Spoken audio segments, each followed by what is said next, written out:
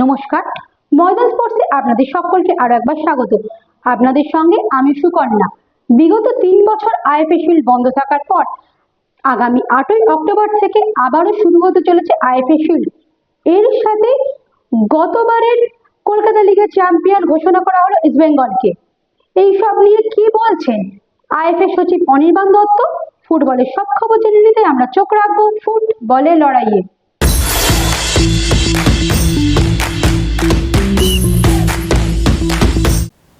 2024-25 মরশুমে Kolkata football league champion হিসেবে ইস্টবেঙ্গলের নাম ঘোষণা করল আইএফএ।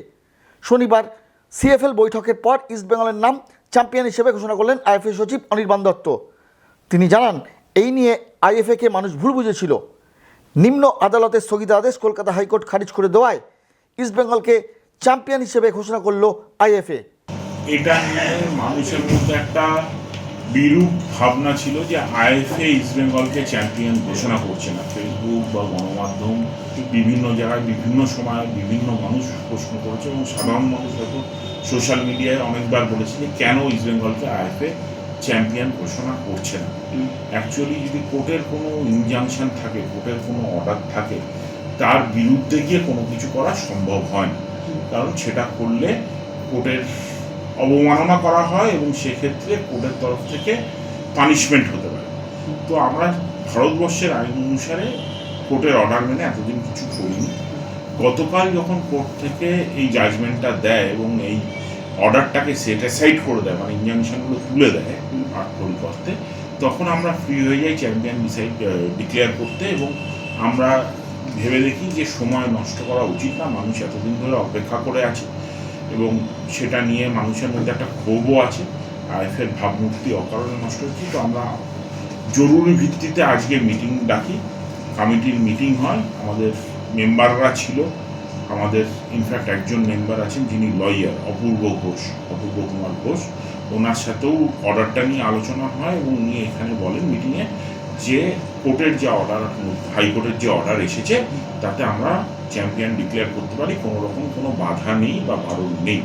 সেই সূত্র ধরে আমরা পয়েন্টস টেবিল নিয়ে বসি এবং কমিটির অন্যান্য মেম্বাররা ছিলেন, চেয়ারম্যান ছিলেন কৌশিক বসু, আমরা সবাই আলোচনা করে একসাথে ইউনানিমাসলি যে আউটকাম সেটা ডিক্লেয়ার করেছি যে ইস্ট বেঙ্গল চ্যাম্পিয়ন হয়েছে এবং ডায়মন্ড হারবার রানার্স হয়েছে।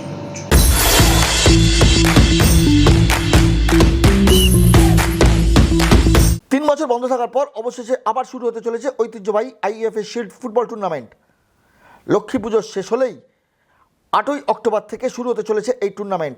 কলকাতার 3 প্রধানের সঙ্গে ডায়মন্ড হারবারকে নিয়ে হবে এবারে শিল্ড। তবে 1 থেকে 15ই অক্টোবর ময়দান বন্ধ, তাই শিল্ডের খেলা হবে জেলার মাঠেই।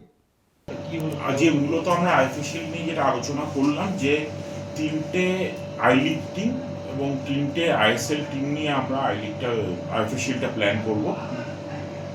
3টে আইএসএল টিম আমাদের এখানে অলরেডি আছে, ইস্ট বেঙ্গল, মোহনবাগান, মহামেডান, যেটা 3টেই বড় সাপোর্টার বেস ক্লাব। মানুষের একটা স্বাভাবিক আগ্রহ থাকে এদের খেলা দেখার জন্য। আর এর বাইরে 3টে আই লিগ টিম আমরা নেওয়ার কথা ভেবেছি। ডায়মন্ড হারবার আমাদের এখান থেকেই আই লিগ খেলে, তো স্বাভাবিকভাবে তারা ফার্স্ট প্রেফারেন্স। আর এর বাইরে আমরা 2টো টিমকে ইনভাইট করার কথা ভেবেছি, আমরা আলোচনা করছি।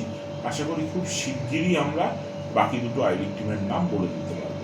এটা একটা ইভেন্ট কম্পিটিশান হবে, 2টো গ্রুপে আমরা 6টা টিমকে ভাঙবো, ভেঙে গ্রুপ লিগ হবে। গ্রুপ লিগের যে টপ 2টো টিম তাদের নিয়ে আমরা চ্যাম্পিয়নশিপ করব। ডাইরেক্ট ফাইনাল হবে। হ্যাঁ, ভেন্যু কলকাতার মাঠগুলো আমরা ভেবেছিলাম ইনিশিয়ালি, কিন্তু যেহেতু 15ই অক্টোবর অব্দি আর্মির কাছে থাকবে, ওই মাঠে করা যাবে না। আমরা কিশোর ভারতী, যুব ভারতী, নৈহাটি এবং ব্যারাকপুর আর কল্যাণী এই ভেন্যুগুলোর মধ্যে চিন্তা ভাবনা করছি। এবার কি টিমের সাথে মিটিং হবে সেটা আলোচনা করে তারপর আমরা ভেন্যু ফাইনালাইজ করবো। ভেন্যুর সাথেও মিটিং করতে হবে।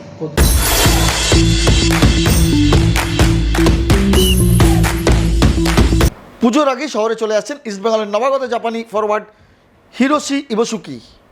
ইতিমধ্যেই ভিসার আবেদন করেছেন হিরোশি। ভিসা হাতে পেলেই আগামী সপ্তাহেই কলকাতায় চলে আসছেন হিরোশি বলে জানা গেছে। এদিকে সুপার কাপ ও আইএফএ শিল্ডের প্রস্তুতিতে নেমে পড়ল অস্কার ব্রুজোর ছেলেরা। শিল্ডেই হিরোশি লালু জার্সিতে অভিষেক ঘটতে চলেছে, এমনটাই মনে করা হচ্ছে।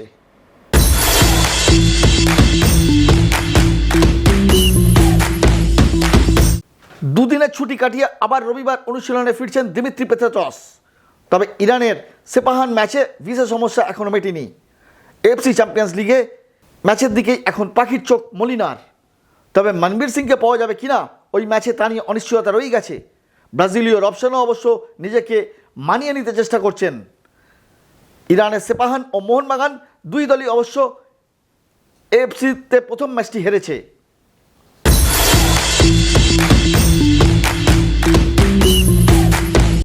জগমোহন ডালমিয়ার 10ম মৃত্যুবার্ষিকীতে রিফিউজিতে উদ্বোধন করা হলো জগমোহন ডালমিয়ার মূর্তি। ক্রিকেটের সব খবর জেনে নিতে আমরা চোখ রাখবো ফ্রি হিটে।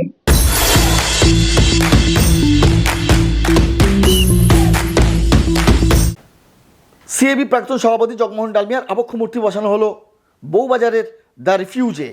শনিবার ছিল প্রাক্তন আইসিসি চেয়ারম্যানের 10ম প্রয়াণ বার্ষিকী। এদিন তার আবক্ষ মূর্তি উন্মোচন করলেন সিএবি সভাপতি স্নেহাশিস গঙ্গোপাধ্যায়।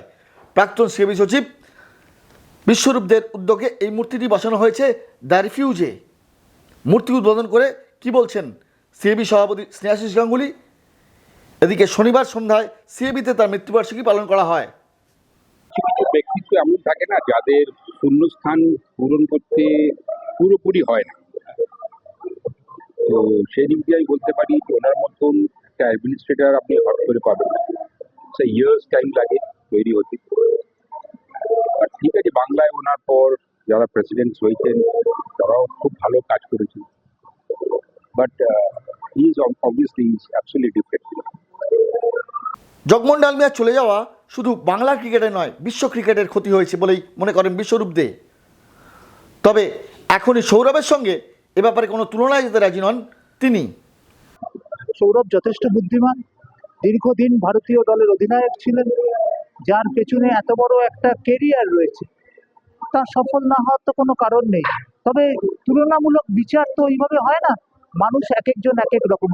ফলে সৌরভ নিশ্চয়ই তার নিজের পথ ধরে এবং এই তো আজকে তো আমি জগমোহন ডালমিয়ার মতো ব্যক্তিত্বকে শ্রদ্ধা করছি। জগমোহন ডালমিয়া তার জায়গা, তিনি আমার গুরুদেব, আর সৌরভ বর্তমান প্রশাসক। দুজনের ওইভাবে তো তুলনা টানা যায় না, গুরুর জায়গায় থাকেন। ক্রিকেটের বিবর্তন হচ্ছে, তবে বঙ্গ ক্রিকেটে ডালমিয়া যে চিরদিন পূজিত হবেন তা বলার অপেক্ষা রাখে না। সুকন্যা মুখোপাধ্যায়ের রিপোর্ট, ময়দান স্পোর্টস।